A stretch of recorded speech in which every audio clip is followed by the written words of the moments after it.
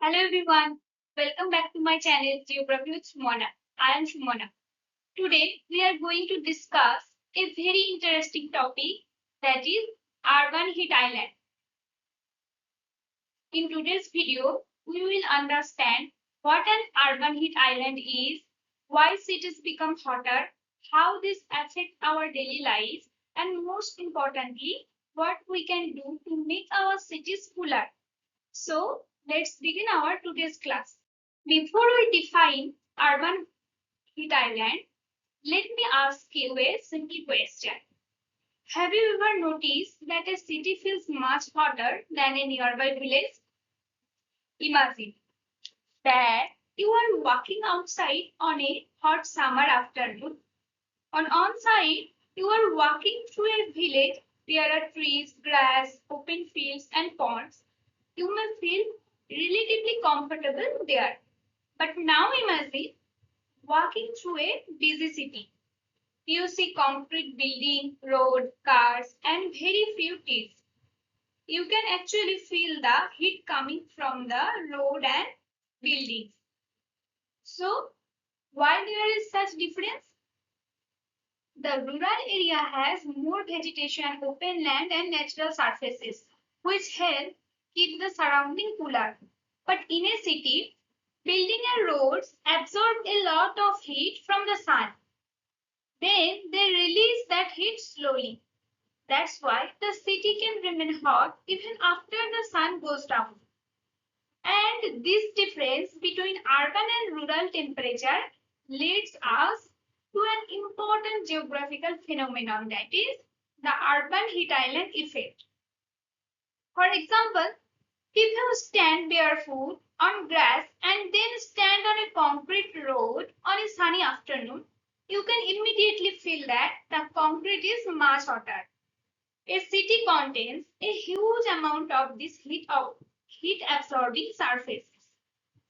Now that we have an idea of why cities can be hotter, let's understand what we mean by urban heat island.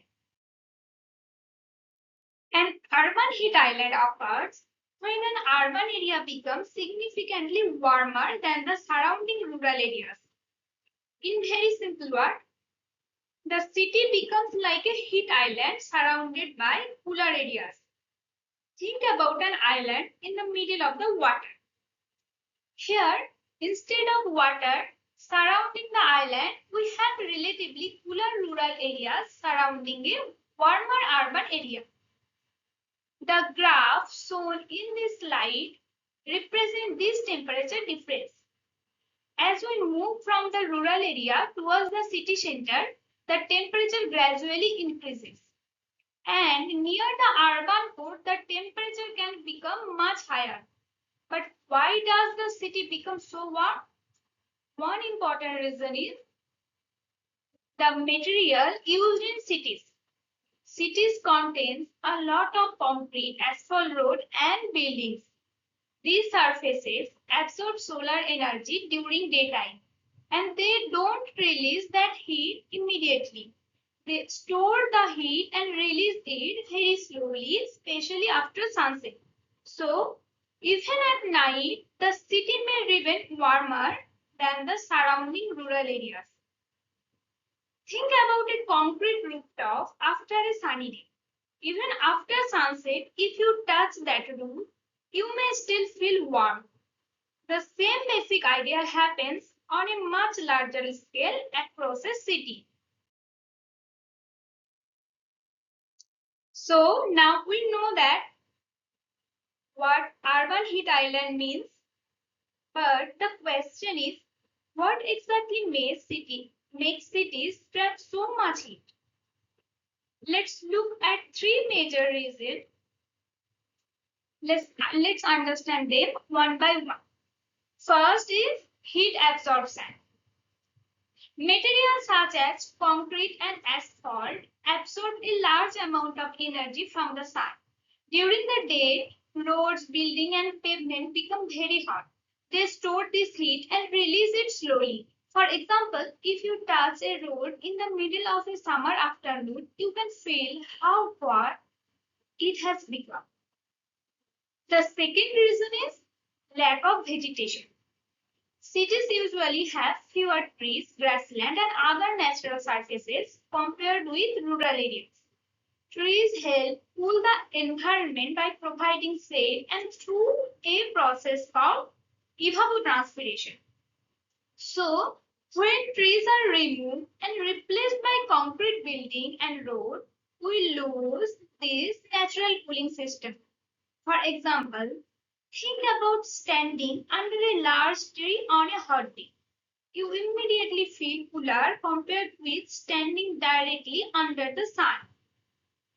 The third reason is human activity. Vehicles, air conditioner factories, and other machines produce additional heat. For example, when hundreds or thousands of vehicles are moving through a city, they release heat into the surrounding environment. Air conditioner also remove heat from inside building and release that heat outside. So all of these activity add extra heat to the urban environment. So concrete, lack of vegetation, and human activities all contribute to the urban heat island effect. Urban heat island is not just a temperature problem. It can directly affect our daily life, health, energy use, and environment. Let's look at three most important impacts. First is discomfort and heat stress. When temperature becomes very high, outdoor activities become uncomfortable.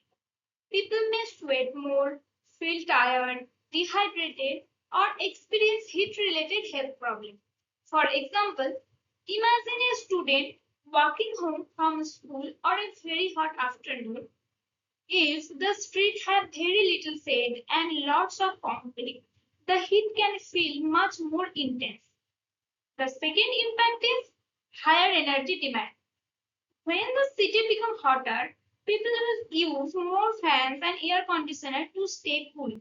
As a result, electricity consumption increases. For example, during a very hot summer afternoon, many households may switch on their air conditioner at the same time. This creates a sudden increase in electricity demand. The third impact is poorer air quality. When heat becomes trapped in a city, pollutants can remain concentrated in the atmosphere. Traffic, industries, and other sources already release pollutants. Under certain conditions, stagnant air and trapped heat can contribute to poor air quality and smog. So, we can say that urban heat island is not only about feeling hot, it can also affect the overall environment quality of a city. Now let's talk about some practical solutions to reduce the urban heat island effect. There are many strategies. Let's understand them one by one. First, we need more trees, parks, and green spaces. Trees provide shade and help cool the surrounding environment. Parks also replace heat-absorbing surfaces with natural vegetation. Imagine two streets. One street has no trees and is completely covered with concrete, and the other one has large trees along the road. Which street would you prefer to walk on it during a hot afternoon? Obviously, the tree-lined street would feel much more comfortable. The second solution is cool roofs. Roofs can be designed using reflective materials that reflect more sunlight instead of absorbing it. We can also use green roof where plants are grown on rooftop. These approaches can reduce the amount of heat absorbed by buildings. For example, think about wearing a white shirt on a sunny day compared with wearing a very dark shirt. A lighter surface gradually reflects more sunlight while darker surfaces absorb more solar energy. A similar principle can be used when designing roofs. The third solution is better airflow design. Building and street can be planned in a way that allows natural wind to move through the city. Good airflow helps remove trapped hot air. So, instead of designing a city where buildings completely block the movement of air, urban planners can consider natural ventilation when planning streets and buildings. So, we have seen the causes of urban heat island and also some solution. Now, let's compare a hot city with a cooler city. On the left side, we have the factors that make a city hotter. And on the right side, we have the solution that can help create a cooler city. In a hotter city, dense concrete building and asphalt roads absorb a lot of solar heat. Heavy human activities such as vehicles, air conditioners, and factories add even more heat. And when vegetation is reduced, we lose the natural cooling provided by trees and green spaces. Now look at the other side. We can use cool and reflective roofs and improve airflow. We can improve energy efficiency and reduce unnecessary heat released by vehicles and machines. And most importantly, we can increase the number of trees, parks, and green spaces. So imagine two cities. City A has lots of concrete, very few trees, heavy traffic, and poor airflow. City B has tree-lined street, parks, green roofs, and better urban planning. Even if both cities experience the same hot weather, I think City B can be much more comfortable and cooler. Therefore, in the end, we can say that the urban heat island effect shows us that the way we build our cities can influence the temperature of the environment around us. A city does not have to be completely covered with concrete. By planting more trees, creating parks, using reflective or green roofs, improving airflow, and making human activities more energy efficient, we can make our cities healthier and more comfortable. So, the next time you walk through a city on a hot day, remember more green spaces can mean a cooler city.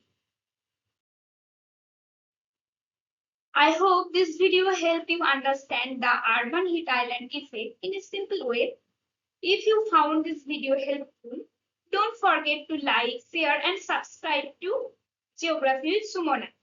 Thank you for watching, and I will see you in the next video.